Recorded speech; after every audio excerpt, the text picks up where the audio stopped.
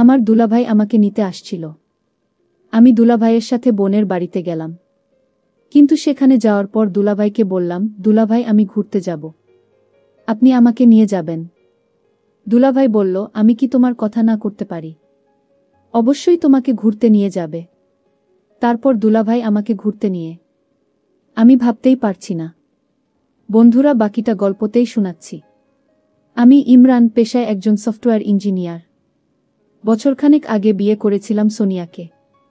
সোনিয়া একেবারে শান্ত, সাদাসিধে স্বভাবের একজন মেয়ে। সংসারে তেমন কিছু চাওয়া পাওয়া নেই তার। কিন্তু একটা সত্য, তার ছোট বোন রত্না বরাবরই বেশি প্রাণচঞ্চল, মিষ্টভাষী। রত্না তখন ক্লাস 9-এ পড়ত। এখন নিউ 10-এ উঠেছে। ওদের গ্রামে স্কুল থাকায় শহরে তেমন আসা যাওয়া হয় না তার। দুর্গাপূজার ছুটিতে হঠাৎ একদিন সোনিয়া বলল, রত্না তো একা আছে গ্রামের বাড়িতে। ভাবছি কিছুদিনের জন্য আমাদের বাড়িতে আনব। ঘুরেও যাবে, মনটাও ভালো থাকবে। আমি রাজি হলাম। যাই হোক, বোনকে কিছুদিন শহরে নিয়ে এলে ভালোই হবে।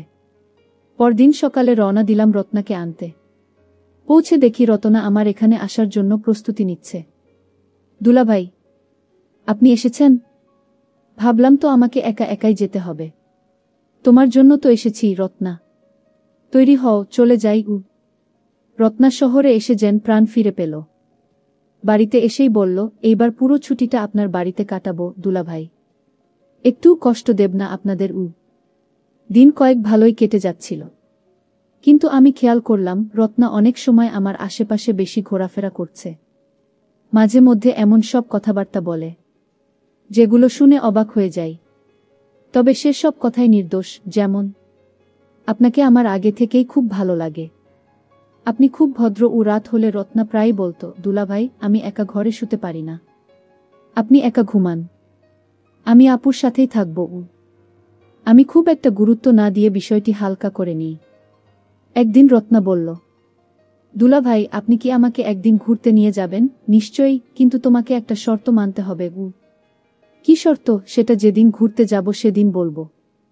রত্না চোখ কুঁচকে বলল, আচ্ছা শর্ত যাই হোক, আপনি যদি ঘুরতে নিয়ে যান আমি মেনে নেব। অন্যদিকে সোনিয়া মাঝে মাঝে বলতো, রত্না বড় হচ্ছে, ওকে নিয়ে বাইরে যাওয়া ঠিক না। আমি কিছু বলতাম না। তবে আমি জানতাম না রত্নাকে ঘোরাতে নিয়ে গিয়ে যে কথাটা আমি বলবো সেটা তার জীবনের ছন্দি বদলে দেবে। পুজোর ছুটি যেন উড়ন্ত সময়ের মতো কাটছিল। রত্নার উপস্থিতি বাড়ির পরিবেশটা অন্যরকম করে তুলেছিল। তবে আমি স্পষ্ট বুঝতে পারছিলাম রত্না আমাকে কিছু বলতে চায়, কিন্তু সেটা বলতে পারছে না। বিশেষ করে আমাকে কিছু বলতে চায়, যদিও বয়সের কারণে ওর কথাবার্তা অনেকটা সরল মনে হলেও ভেতরে ভেতরে যেন কিছু একটা জমা হচ্ছে। সোনিয়া ব্যস্ত ছিল রান্না আর গৃহস্থালির কাজে। আমি কাজ শেষে একটু বিশ্রাম নিতেই রত্না এসে বলল, দুলাভাই মনে আছে তো, ঘুরতে নিয়ে যাওয়ার কথা বলেছিলেন? আমি হেসে বললাম, তোমার কথা কি ভোলা যায়? সোনিয়া তখন পাশের ঘরেই ছিল। আমি গা বাঁচিয়ে বললাম, চলো কাল সকালে একদম ভোরে বেরিয়ে পড়ি। কাছেই একটা ছোট্ট লেক আছে, খুব সুন্দর জায়গা। সেখানে ঘুরতে গেলে মন ভালো হয়ে যাবে। আমি কিন্তু ঠিক 6টায় তৈরি থাকব। রাতটা একটু অদ্ভুত ছিল। রত্না যেন কিছু ভাবনায় ডুবেছিল। রাতে ঘুমাতে যাওয়ার আগে দরজার পাশ থেকে আসতে বলল, দুলাভাই কালকে আপনি কি কথা বলবেন সেটা ভাবতেই ভয় লাগছে। আমি শুধু হাসলাম। কথা এমন কিছু না যা তোমার মন খারাপ করবে। পরদিন সকালে দুজনেই নির্দিষ্ট সময়ে তৈরি হয়ে বের হলাম। সোনিয়া তখনও ঘুমাচ্ছিল। হাঁটতে হাঁটতে পৌঁছালাম লেকের ধারে।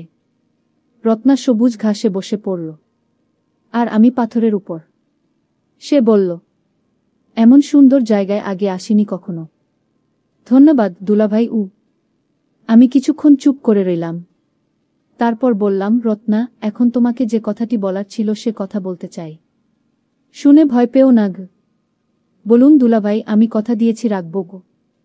আমি একটু গম্ভীরভাবে বললাম, আমি তোমার মুখ দেখে প্রথম দিন বুঝলাম তুমি আমায় নিয়ে অনেক কিছু ভাবো, আমাকে কিছু বলতে চাও। তাই আমি বুঝতে পারছি।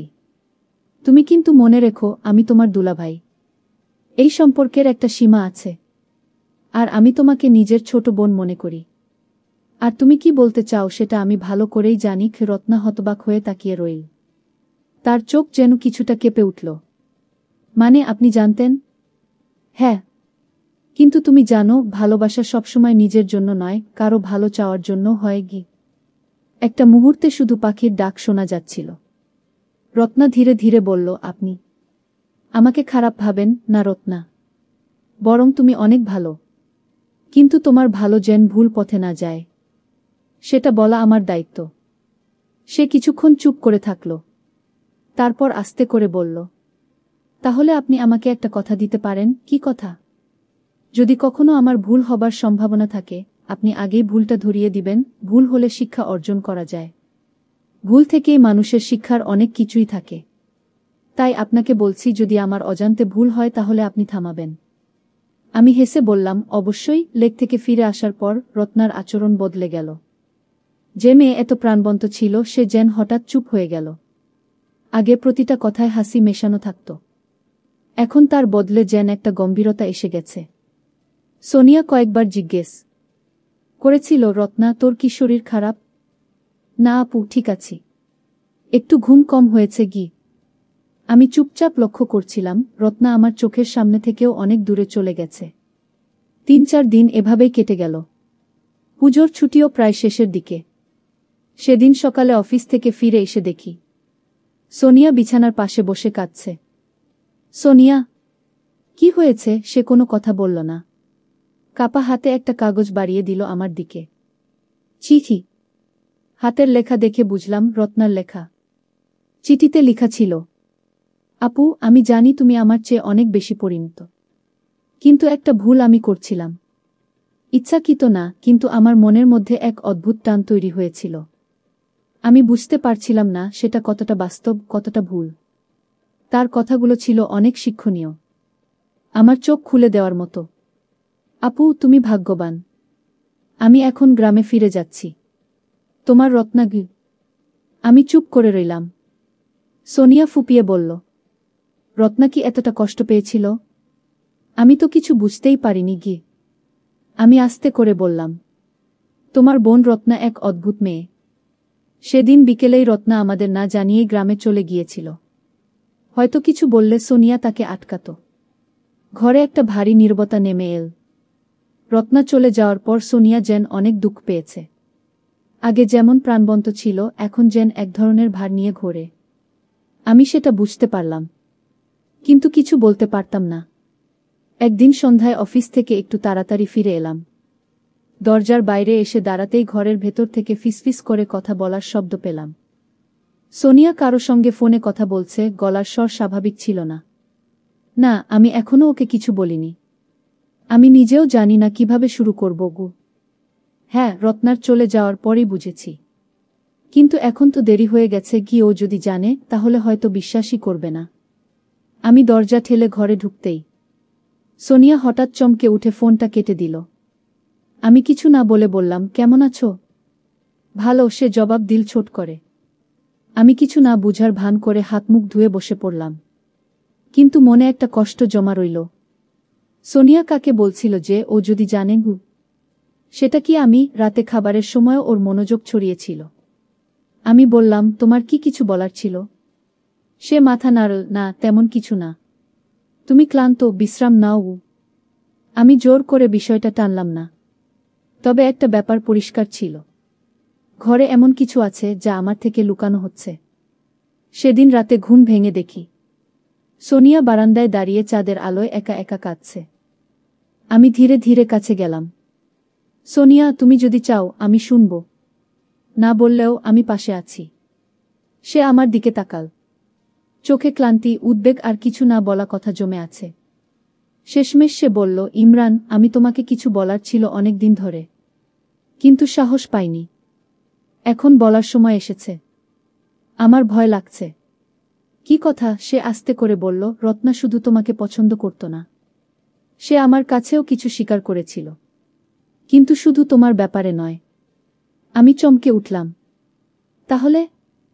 সে বলল, তুমি জানো না, রত্না আমার ছোট বোন হয়তো, কিন্তু আমাদের পরিবারে কিছু ঘটনা ছিল যা আমি এতদিন তোমার থেকে গোপন রেখেছি। রত্না আমাদের একমাত্র নিজের বোন না গে। আমি হতভম্ব হয়ে গেলাম। বারান্দার চাঁদের আলোয় সোনিয়ার সেই কথাটা যেন চারপাশের বাতাসও স্তব্ধ করে দিল। আমি কিছুক্ষণ কিছু বলতে পারলাম না। সোনিয়ার মুখের দিকে তাকিয়ে শুধু বুঝতে পারছিলাম। আমি আস্তে করে বললাম, মানে কি? রত্না তাহলে কে? সোনিয়া একবার চোখ মুছে বলল, এই কথাটা আমাদের পরিবারে খুব গোপনে রাখা হয়েছিল। মা বাবা চাইতেন কেউ যেন না জানে।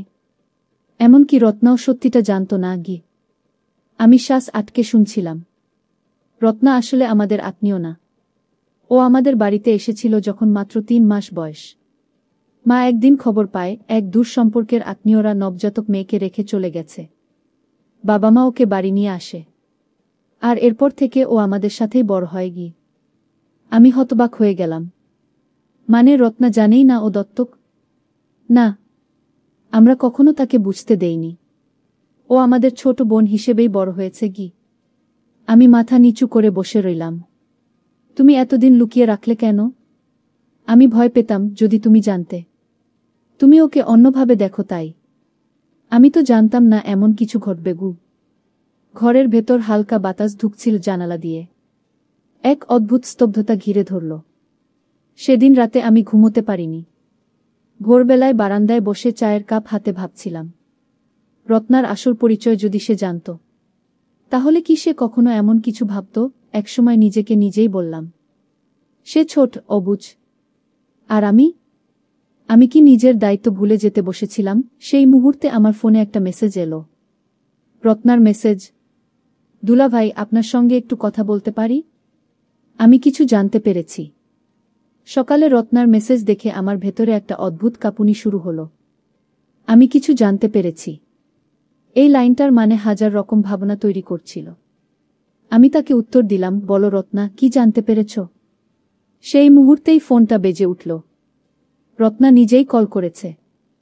দুলাভাইকে। তার কণ্ঠে ভয়, কষ্ট আর বিস্ময়ের মিশ্রতা ছিল। আমি আপনার কাছে কিছু জিজ্ঞেস করতে চাই। আপনি কি সত্যি করে উত্তর দেবেন? আমি একটু থেমে বললাম, হ্যাঁ রত্না, তুমি যা জানতে চাও বলো। রত্না শ্বাস টেনে বলল, আমি আমার জন্মসনদের একটা কপি পেয়েছি। সেটা দেখে বুঝলাম মা বাবার নামে শুধু তোমার মায়ের নাম আছে। বাবার জায়গায় অজ্ঞাত। আমি কার মেয়ে সেটা জানার অধিকার কি আমার নেই? আমি স্তব্ধ হয়ে গেলাম। রত্না নিজের জন্মের সত্যের মুখোমুখি হয়ে গেছে। রত্না, তুমি এটা কোথা থেকে পেলে? ঘরের পুরনো ড্রয়ারে একটা খাম ছিল। খুঁজতে গিয়ে পেয়ে যাই। আমি চুপ করেছিলাম কিছুক্ষণ। তারপর আস্তে করে বললাম, তোমার যেটা জানার অধিকার সেটা জানতেই পারো। কিন্তু সেটা শোনার আগে তুমি প্রস্তুত তো? প্রস্তুত আছি। আপনি বলুন। আমি তখন তার সাথে সত্যিটা বলে দিলাম। বললাম, তুমি আমাদের আত্মীয় ন রত্না। তোমাকে যখন পাওয়া যায় তখন তুমি ছোট্ট শিশু ছিলে। কেউ তোমাকে ফেলে রেখে চলে যায়। আমার শ্বশুর শাশুড়ি তোমাকে বাড়িতে নিয়ে আসেন। তখন থেকেই তুমি এই পরিবারের সদস্য। মানে আমার মা বাবাকে সেটা কেউ জানে না? না, এখনো অবধি কেউ জানে না গি। ফোনের ওপাশে কিছুক্ষণ নীরবতা ছিল। তাহলে আমি এতদিন যাদের নিজের বলে ভেবেছি, তারা তোমার আপন না হলেও তোমার জন্য সবচেয়ে আপনার মতোই ছিল। রত্না হঠাৎ হেসে ফেলল। কিন্তু সেই হাসির ভেতর কষ্ট লুকানো ছিল। তাই তো, আপনি তো সেই একমাত্র মানুষ যিনি আমার ভুল পথ থেকে ফিরিয়ে এনেছিলেন। অথচ আমি ভেবেছিলাম আপনি আমাকে পরের মতো দেখেন। এখন বুঝছি আপনি আসলে ঠিক কতটা বড় মনের মানুষ। আমি কিছু বলতে পারলাম না। ফোনটা কেটে গেল। রত্নার ফোনের পর সেই পুরো দিনটা আমার কেটে গেল চুপচাপ। আমি জানতাম ওর মনের ভিতর দুঃখ চলছে, যার শিকড় ছুঁয়ে গেছে অতীতে, অথচ প্রভাব ফেলছে বর্তমানেও। সোনিয়া সেই দিন সারাদিন খুব গম্ভীর ছিল। আমি তাকে কিছু বলিনি, কিন্তু ও যেন সব বুঝে গিয়েছিল। রাতে খাওয়ার সময় সোনিয়া বলল, রত্না তোমাকে ফোন করেছিল? আমি হালকা মাথা নাড়লাম। হ্যাঁ গো, সব জেনেছে তাই না? হ্যাঁ সোনিয়া, সে নিজের পরিচয় জেনেছে। তুমি কি জানো ও এখন কতটা কষ্টে আছে? সোনিয়া কিছুক্ষণ চুপ করে থেকে বলল, জানি না, কিন্তু একটা কথা জানি, ও খুব অদ্ভুত। আমি ভয় পাচ্ছি ওর মন ভেঙে না যায়। তারপর সোনিয়া আস্তে করে বলল, ইমরান, তুমি কি ওর সঙ্গে দেখা করবে? আমি চাই তুমি তাকে বোঝাও, তাকে সাহস দাও। আমি একটু চমকে গিয়ে বললাম, তুমি চাও আমি রত্নার সাথে দেখা করি? সে মাথা নেড়ে বলল, তুমি ছাড়া আর কেউ এখন ওকে ঠিকভাবে বুঝতে পারবে না। পরদিন আমি রত্নার গ্রামে চলে গেলাম। একটা পুরনো মাটির ঘরের পেছনের উঠোনে বসেছিল ও, একদম শান্ত। আমাকে দেখে সে একটু থমকে গেল। দুলাভাই, আপনি এখানে? তুমি কিভাবে আছো দেখতে এসেছি।